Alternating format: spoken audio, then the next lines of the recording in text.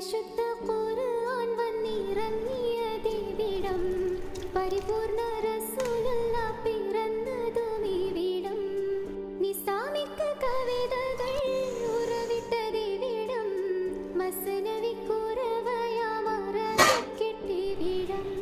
തൊടുത്ത സിക്കൂ